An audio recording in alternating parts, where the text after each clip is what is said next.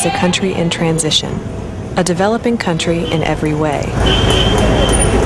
Here you will find tradition butting up against technology, and the ancient customs of a 5,000-year-old culture pulsing to the rhythms of a 21st century world.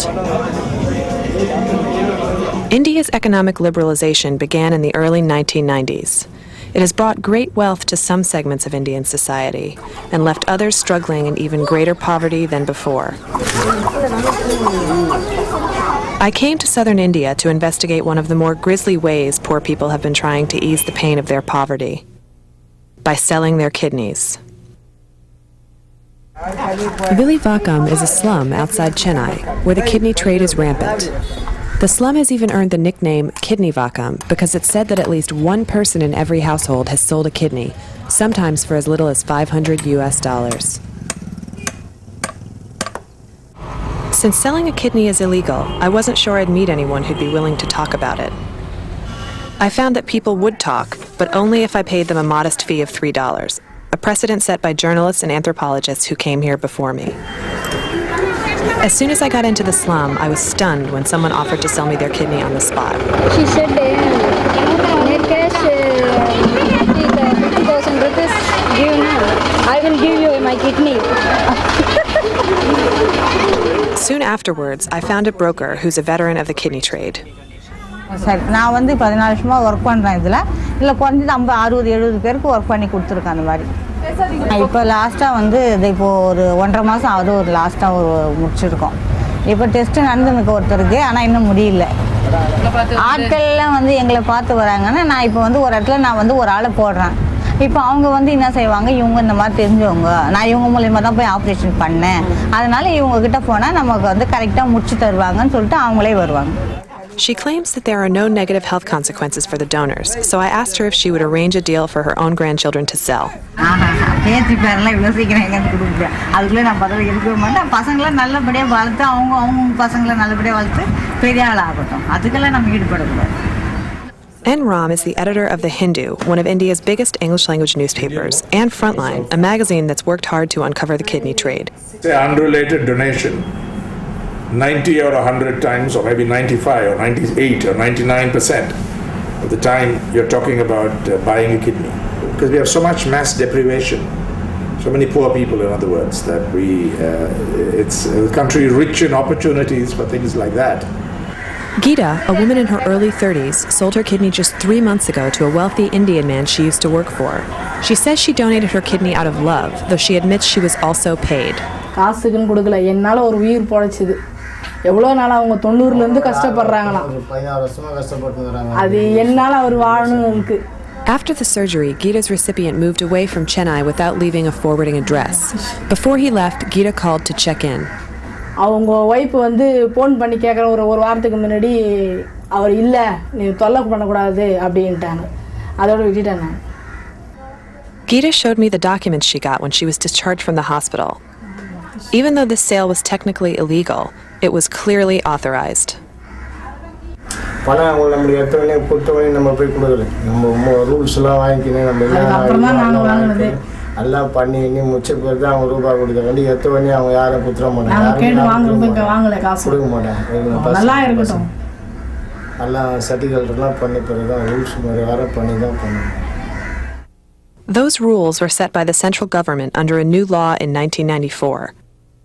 A loophole in the law permits people who are not blood relatives to donate their kidneys, but only if they say it is done out of affection or attachment. They must also convince an authorization committee that no money has changed hands. Dr. H. Sudarshan used to serve on one of the authorization committees. Now, he's working to change the law to protect the poor. The nature has given us 2 kidneys because especially the poor are prone for more infections and more renal problems, so they can't really afford to donate 1 kidney. It's a myth. They need 2 kidneys much more than any rich person. As a country with one of the highest rates of diabetes anywhere, India's kidney trade has been thriving for decades. Geeta's neighbor Nirmala sold her kidney over 17 years ago. She said she was never warned of the dangers of living with only 1 kidney. அதெல்லாம் ஒன்றே சொல்லலை, ஒன்று இல்லைனாலும் ஒன்று நல்லா இருக்குமா, உடம்பு நல்லா தான் இருக்குன்னு டாக்டர் சொன்னார். Now, 17 years later, Nirmala is suffering with the symptoms that commonly plague donors. உடம்புலாம் முடியலங்க, இடுப்புலாம் வலிக்குது, கை கால்லாம் விட்டு போகுது, எழுந்துக்க முடியல, ஒரு நாளைக்கு கால்லாம் வலிக்குது. When Nirmala first had the surgery, the doctor only paid her half of the promised money. He gave her this identification card and told her to come back for the balance. இது ஆஸ்பத்திரியிலேருந்து வீட்டுக்கு வரும்போது கொடுத்தாங்க. உங்களுக்கு தேவைப்பட்டதுன்னா இந்த ஆஸ்பத்திரிக்கு வந்து மாத்திரை மருந்துலாம் வாங்கிக்கோங்கன்னு. போய் கேட்டால் மாத்திரை மருந்துலாம் கொடுக்கறது இல்லை. காசு தரணும்னு 25,000 ரூபாய் கேட்டால் அதெல்லாம் கிடையாது, வெளியே போங்க அப்படின்ற doctor. While some blame loopholes in the law for allowing the trade to thrive, others blame the surgeons who facilitate the trade. I met up with Dr. Ajit Hulgol in Bangalore. He admits he performs the transplants, but only after they've been approved. And till now we've done more than 1,400 kidney transplants at this center. You yourself have That's right, more than 1,400 kidney transplants. I asked him if he thought doctors should help prevent illegal surgeries. You can take all the papers, all the documents and make sure that no money changes hands. But what actually goes on behind the scenes, anybody's guess. Both doctors and patients charge that it's the committee's responsibility, not theirs, to stop the approval of illegal surgeries. அவங்க கேள்வி கேட்பாங்க, கேள்வி கேட்கறது என்னென்ன ஆன்சரை நம்ம அதை கரெக்டான ஆன்சர் சொன்னோம்னு சொன்னால் ஓகே பண்ணி இது பண்ணுவோம். அது எதுக்கு கொடுக்குறீங்க, பணத்துக்கு யோசனை கிட்னி கொடுக்குறீங்களா, என்ன ப்ராப்ளம், ஏது ப்ராப்ளம் கேட்டாங்க. சொன்னாங்க எங்கள் ரிலேஷன் அவங்க. D'Souza Robinson used to be the chairman of the committee in Karnataka. He says even the committees can't stop all illegal operations from being approved. So far as we are concerned, we took every precaution to see that such cases are not accepted by us, we reject. And if one or two cases may pass through it, we can't help because we are also human beings. During his year-long tenure, 19 out of 20 donations were approved, and in just this one of India's 28 states, over 200 operations took place. In addition, regulation of the hospitals where the surgeries take place is almost non-existent. I went to see Basavaraju, head of the appropriate authority in Bangalore. Despite the fact that he is the chairman, he was unfamiliar with the law he is charged with enforcing and called in a colleague to answer my questions. Right. So my question is, since the act was put in place, how many hospitals have had their registrations suspended? No suspensions, no cancellations. With everyone pointing the finger at everyone else, one thing most people agree on is that the law has to change. How it will change is still up for debate. Meanwhile, organ commerce in India and around the world continues to grow. But so does awareness of the problem. It's a widespread phenomenon which is happening all over the world. I think that we need to come together. It's a human rights issue. People have a right to live with dignity with their 2 kidneys, and it just cannot be sold. For the time being, Geeta says that though she is having some pain, she is not afraid. Her husband, however, resents that unlike wealthy people, they have no other options. நம்ம போய் நான் ஒரு 10 லட்ச ரூபா செலவு பண்ணி போய் வச்சு முடியுமா டாக்டர் வீட்டுக்கு போயிட்டு? வைக்க முடியாது இல்லையா? அவங்க பணக்காரங்க இருக்கிறதுனால அவங்க வச்சு கொண்டு சேர்ந்துக்கிறாங்க. இப்போ நம்மள மாதிரி ஆள்லாம் இருந்தால் முடியாது. நம்ம மாதிரி ஆளுங்க வந்து இது போயிடுச்சுனா கவர்மெண்ட்லேயே வந்து நம்மளுக்கு ஹெல்ப் பண்ணி வைக்க மாட்டாங்க, கொல்ல மாட்டாங்க, செய்ய மாட்டாங்க யாருமே. இது வந்து ப்ராப்ளம், அது நம்மளோட தான் நம்ம வச்சுக்கணும். சின்ன நோவு வந்தால் போய் பார்த்துக்கலாம், பெரிய நோவுக்கு யாரும் ஹெல்ப் பண்ண மாட்டாங்க. Nirmala has no faith that a government crackdown will help either. தடுக்கலாம், இருந்தாலும் ஜனங்களுக்கு கஷ்டம் இல்லை, கஷ்டத்தை பொறுத்து தானே கொடுத்துக்கின்னு இருக்காங்க. ஆபத்துக்கு கொடுக்குறவங்க கிடையாது இல்லை, கவர்மெண்ட்டை உதவி பண்ணுது கிடையாது, தன் உயிரை கொடுத்து தானே அவங்க வியாபாரம் ஒரு நல்லதுக்கெல்லாம் உதவுது. With no new plan in place to shut down the trade, it's likely that India's so-called Great Kidney Bazaar will continue to flourish.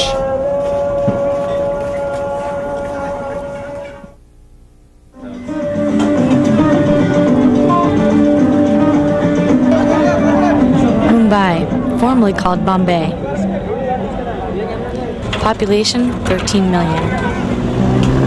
This island city has always been a crossroads for trade. Today, Mumbai aspires to become a world-class city. Bombay is the financial capital of the country. It is the commercial capital of the country. It is the pharmaceutical capital of the country. it is also Bollywood. So Bombay's image is the best image that is projected in the whole country.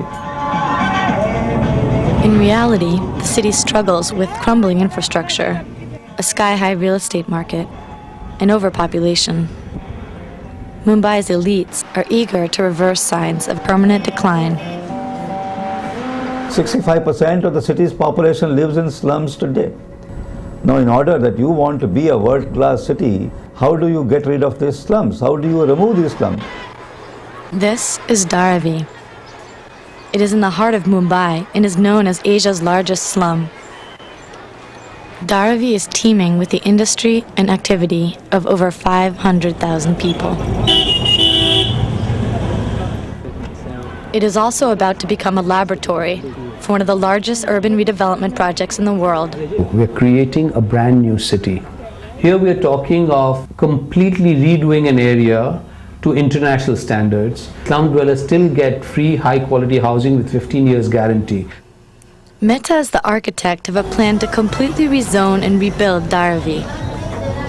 This is the way people live. So you have this open drainage and you'll see, Namaskar. There have been efforts to redevelop Dharavi in the past, but they focused on housing and left unresolved chronic problems of water, sewage, sanitation, and roads. Anand Hankari, his wife, 3 children, and their families live in this room in Dharavi. The need for water, power, and sanitation in Dharavi is overwhelming. There is only one toilet per 800 people. And during last year's heavy monsoons, much of the slum was underwater for days. पाण्याचं toilet फक्त एकच त्रास आहे का पाणी काय सर्वांना व्यवस्थित मिळत साफसफाई होत क्योंकि मैं बचपन से ही झोपड़पट्टी में रही हूँ, लोगों को देखकर लगता है कि हम लोग भी बिल्डिंग में रहना चाहिए, हमें भी वहाँ पर सभी सुविधाएं हैं इसीलिए. Water is one of the problems that Mehta says can only be solved by rebuilding from scratch. The best infrastructure of the entire Mumbai will be in Dharavi because we are planning for it. Dharavi is a big, high dream. For me, it is a completely selling of Dharavi to make money. Jokin runs the National Slum Dwellers Federation and works in Dharavi with an NGO called Spark. Dharavi was built by the people of Dharavi. It is a improvement by them, not by the government contribution. Because people know exactly what they want, but they are not given a chance. Dharavi is a diverse, living, breathing community that has fostered generation after generation of migrants to the city. Ranchod Tank is a member of the Kumbar community. They are potters and were some of the first to settle here over a century ago. हम लोग का father उसका four father जो भी था उन्होंने develop किया है, बराबर है. उस टाइम पे कुछ भी नहीं था, बोला लाइट नहीं था, पाइप पीने का पानी नहीं था, खाने के लिए कुछ नहीं था. यहाँ पे इतने बड़े बड़े स्नेक्स, नाग, ये सब निकलते सांप, बराबर है. उनके इतने करोड़ों रुपये का, इसके लिए सबको दिखता है. तो जब भी हम लोग के ऊपर पास कुछ नहीं था, तभी कहाँ पे गया था गवर्नमेंट, कहाँ पे डेवलपमेंट गया था. The Slum Rehabilitation Authority is the government agency responsible for the project. They hope to replicate it elsewhere if it succeeds in Dharavi. It's the only one project in the entire world where 300,000 people are involved, where 51,000 families are involved, and we have given them a guarantee that not even one family shall be told to step out of that area. The government will move slum dwellers into transit camps while construction is underway, and then rehabilitate them in 7-story buildings in Dharavi. Mehta showed me a building of the type that will replace today's huts and houses. Buildings would have been 10 feet apart. There's cross ventilation, the breeze sort of flows through. Hello, I'm Mukesh Mehta. In fact, I'm the person who has designed this space. Your name, sir? My name is Ivan Davids. Ivan Davids lives with his son in this apartment with indoor plumbing. Well, it's much better than what it was. Life is completely changed. But in Dharavi, people often work where they live. Much of the Hankari family's income comes from piecework they do at home, and they worry about the fate of small businesses. लेकिन जो गरीब लोग रहेंगे उनको तो problem होगा ना Shanghai से, क्योंकि वो यहाँ वहाँ काम करके पैसा तो कमा लेते हैं। फिर अगर शंघाई बन गया तो फिर उन लोगों का काम बंद हो जाएगा। Dharavi is a place of non-stop industry where thousands are employed. Part of an informal economy that generates over $1 million in exports every year.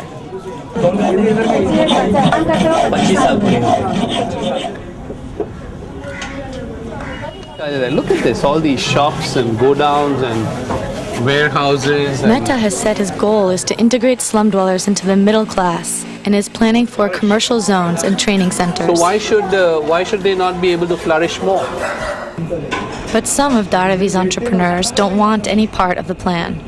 They are skeptical of any help coming from the government or private developers.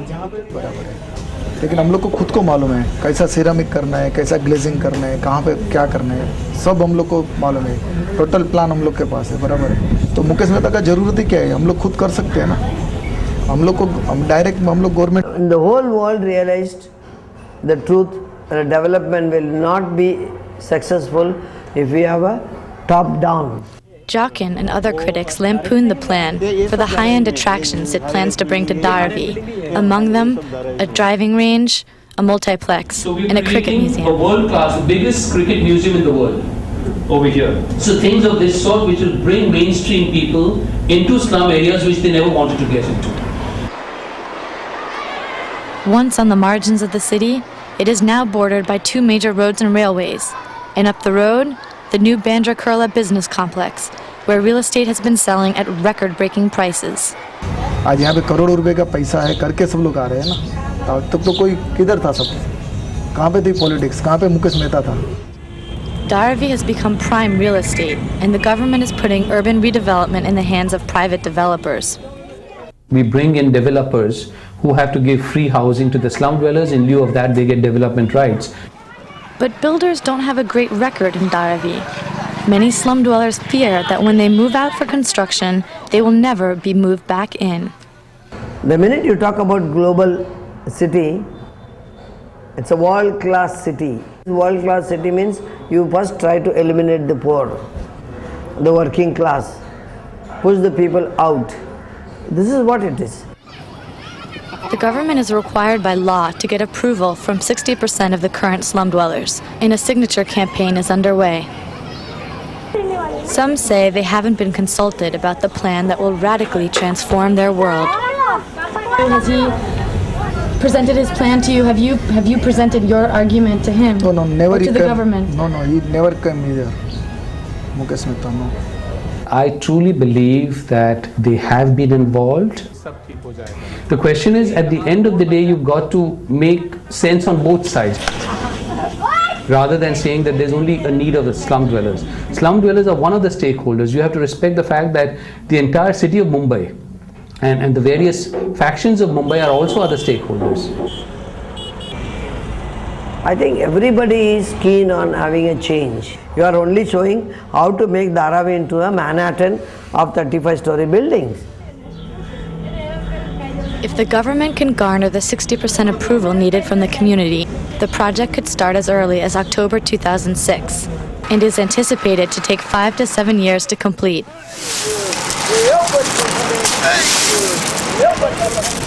As for Mumbai's housing crisis, beyond Dharavi are the most vulnerable residents of the city, on the streets in thousands of squatter colonies. There are 300 new arrivals to the city every day. Will new Dharavis spring up on some marsh north of the city? For these people, as Mumbai advances into the 21st century, there is nowhere to go.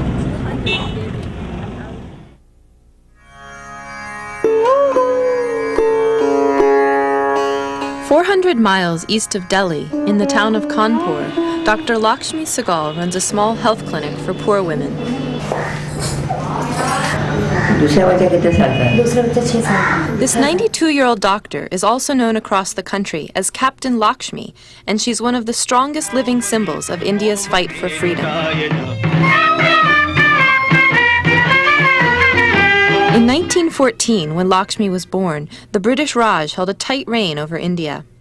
To be kept in slavery by a small nation thousands of miles away was very repulsive, I should say.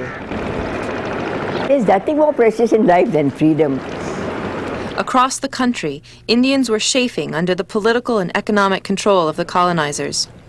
Lakshmi joined the movement, but she had her own ideas about freedom. Mahatma Gandhi felt that as part of the freedom struggle, all students should leave their studies and join the struggle. But I was not in favor of that thing, because I thought, what was the use? We would be half educated and not having a profession. And after freedom, what would happen? After all, we have to look beyond also. So I was determined to become a doctor, and I finished my medical studies. She moved to Singapore to start a practice. At the same time, an Indian patriot named Subhash Chandra Bose was building an army to fight the British, and this appealed to Lakshmi. I felt that Mahatma Gandhi's ideas of non-violence, although very noble, wouldn't give us independence. Bose's vision included a fighting force of women. He called Lakshmi to a meeting that changed her life. And he called me at 7 o'clock in the evening, and it went on for 8 hours. So he said, are you willing? I said, I'm quite willing. Lakshmi agreed to lead the Rani of Jhansi Regiment, an army of 1,000 women. It was 1942, and the INA had natural but controversial allies in the Germans and Japanese, who were also fighting the British. Freedom was the main thing, and that's why he formed the INA. And he took help from whomever he could. He said, I would take help from the devil himself if that would give us independence. The recruits cut their hair, put on trousers, and prepared to carry guns through the jungle. For these women, the hardships that they underwent as recruits and then trainees of the INA was nothing compared to the hardships in their daily lives. With the result that their physique improved, their self-confidence became greater, and altogether they were able to stand up to everything. The plan was to advance from Singapore through Burma and on to the Indian border. For more than 3 years, the women trained and took part in skirmishes as they prepared to march on their home country. But then the tide of World War II turned against the Japanese, and the Indian National Army lost its support in Southeast Asia. Subhash Chandra Bose was forced to call Lakshmi's army back from the jungles. That caused us the most sorrow and anguish and everything else was the day we were told that it's over. We have to, for this time, we have to retreat, no more fighting. That was really the hardest thing to accept. But the INA had stirred the fervor of independence. When thousands of Indians gathered here at the Red Fort in Delhi to protest charges against captured INA officers, the British backed down. In 1947, India was finally free, but Lakshmi found there were still battles to fight. After getting independence, people thought that our troubles were all over without realizing that the real trouble still existed. That was poverty, unemployment, the position of this caste problem, and the suppression of women. They've all remained till this day. But people felt that they had gone along with the British, which is quite untrue.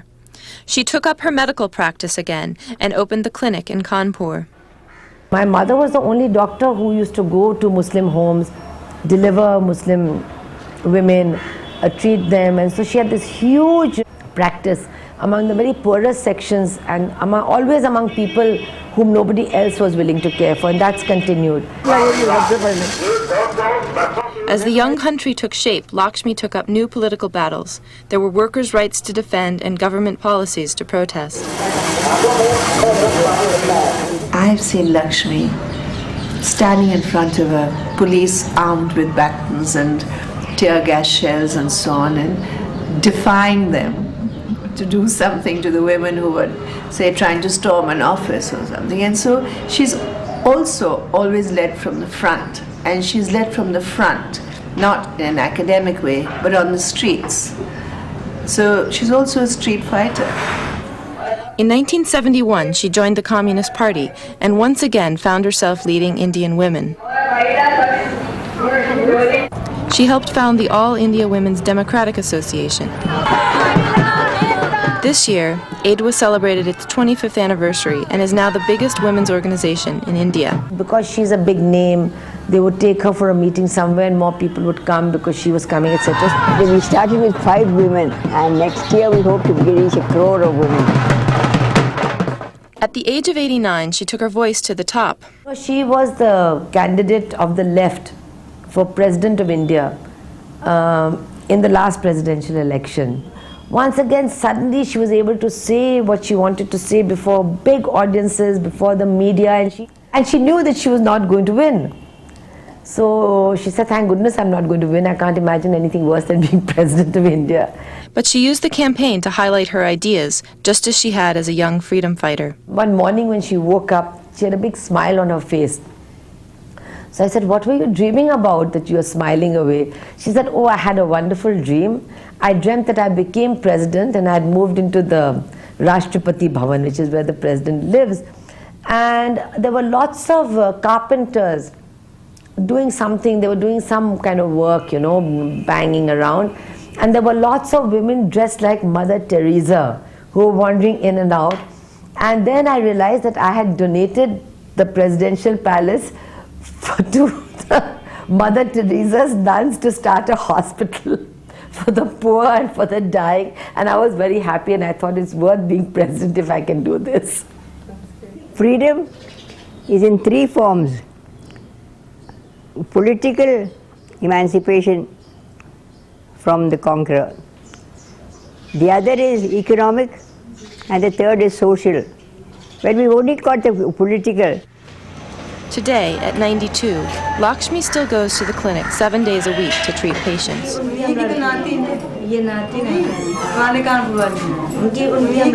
think if there's one word to describe what my mother's motivation, it is the word service.